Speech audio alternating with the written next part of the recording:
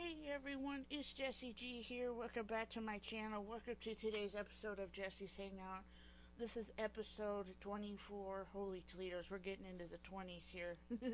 But welcome to today's episode. Today's episode is all about the Conjuring movie. I'm going to do a review on it. But I'm going to go ahead and talk about the other ones as well. But I'm also going to give a review on the Conjuring 3 and what I think about it and all that as well. So, sit back, relax, get your drink and whatever. I'm going to go ahead and read off a disclaimer, and I'm also going to go ahead and read off some warnings too. Alright. Copyright disclaimer under Section 107 of the Copyright Act 1976. Allowance is made for fair use for purposes such as criticism, comment, news reporting, scholarship, and research. Fair use is a use permitted by copyright statute that might otherwise be interfering. Non-profit, educational, or personal use tips the balance in favor of fair use. If you are sensitive or triggered by any of the topics that are going to be talked about in today's episode, I highly recommend you don't listen to today's episode. I highly recommend that you go watch a different episode or something that's not going to involve the trigger or sensitive warning.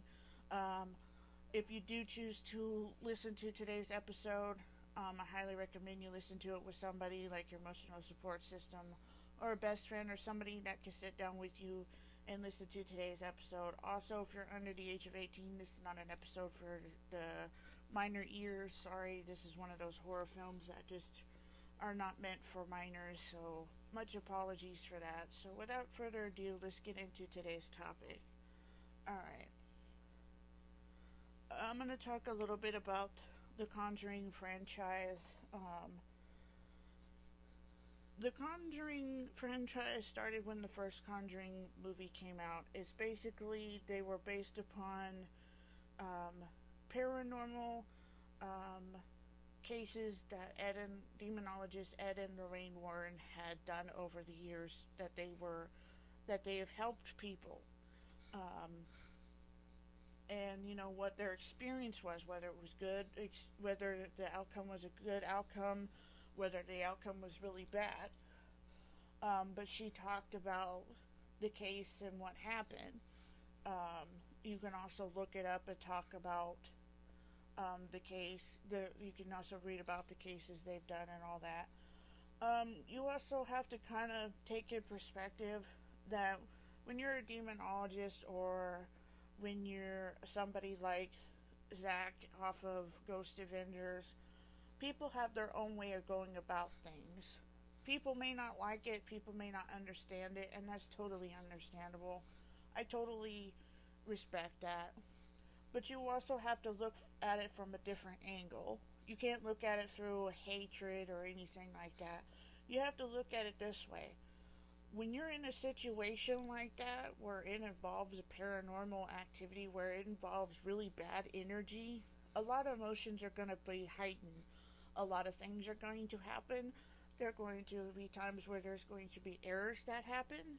There's going to be times where you're going to have people that don't want your help. You're going to have people that might ask you to leave or kick you out. You know, that's going to happen. And that was the case with this first one. When the family that moved into this house and they didn't realize that there was so much bad negative energy that went into this house. It still stands abandoned to this day. Nobody lives in it because it's that haunted. It's that there's that much bad negative energy in that house. The family did have to the family that lived in that house did have to live in it for about 3 or 4 years after the whole paranormal investigation with the Warrens happened. But Ed and Lorraine Warren did try to help the family as much as they could. Now, whether it had a bad outcome or a good outcome, they did what they felt was right, and you know they may not have saw it that way, and you know they respected that. You know, what can they do but respect the family's wishes? You know, they're not going to be that type of person like that. You know, if they're not going to want their help, they're not going to waste their time trying to help people who don't want to be helped. That's just how it is. Um, at least from my perspective, that's how it is. Now, people might have a different perspective on it, and like I said, that's totally understandable. But anyway, Ed and Lorraine Warren have gotten a lot of, I wouldn't necessarily say controversies, but there's been a lot of negative things said about them. There's been a lot of positive things said about them. And it's coming at from different angles, and it always happens when it comes to paranormal. There's always going to be two sides. You're going to have your skeptics and your non-believers, and you're going to have your believers, but you're also going to have those people who don't really like that person, don't think that person is handling things the way that they should. They have their own opinions. And then you're going to have one of those ones that respect what these people do. And that's just sometimes how it is. There was a lot of things said about Ed Warren. There was a lot of bad things said about him. There was some things said about Lorraine Warren as well. Um, call it as you want to call it, but she is who she was, and take it or leave it. Um, Sadly, Ed passed away sometime in, I think it was like 2006 or maybe earlier on. Uh, he's always had some health issues, and he eventually passed. And Lorraine was the one that took over the house and did what she could to help people going solo. Um, so, she did what she could. And before Ed died, there was a couple of cases that stuck out to the Conjuring franchise, the director that did this, which led to the first one, and then led to the third one that was about a case where there was a little girl who claimed that she was possessed by demons and, sort of drew attention to herself. It really wasn't real, and they found that out later. But it turned into a good movie script. It made for a good story, so to speak. Then there was like a controversy over the nun that was in that movie a lot. There was also controversy of the nun movie. So, people have their own specific opinions about that. So, it kind of was what it was. And The Conjuring 3 recently came out in 2021. The Conjuring 3 was about another case involving a man who was convicted of first-degree murder, which is manslaughter in the first degree. He murdered his landlord during a party, and he was convicted of it, but he didn't serve out his entire sentence. He only served the 20 years sentence and then was released. I'm going to read a little bit about it. The Conjuring 3 was based on Ed and Lorraine Warren's demonologists. They were demonologists. This was based off of the 1981 trial of, I'm going to kabaj the name. Sorry, I'm never really good with names. Irene Shailene Johnson. He was accused and tried for the murder of his landlord, Alan Bono.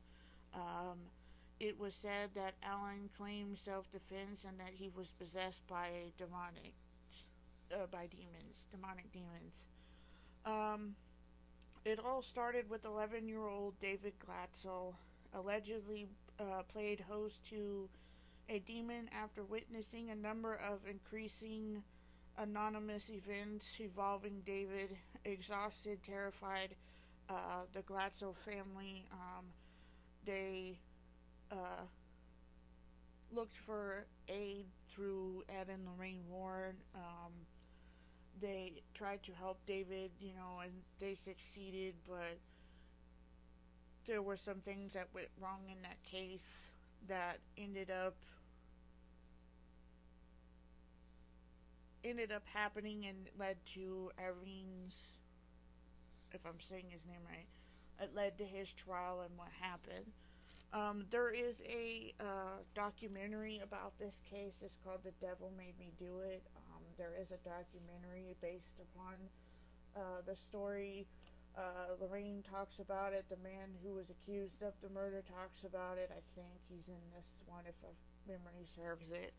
Um, on November the 24th, 1981, Irene was charged with first degree murder, or first degree manslaughter, so to speak, of his landlord, Alan. And like I said, although he only served 11 to 20 year sentence of his case, he was let out on good behavior terms.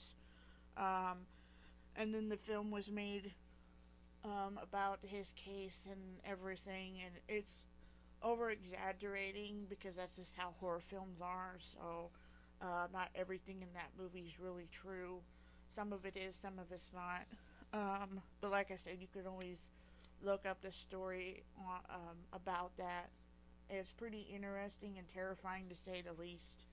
Um, Ed and Lorraine Ward really tried to help him.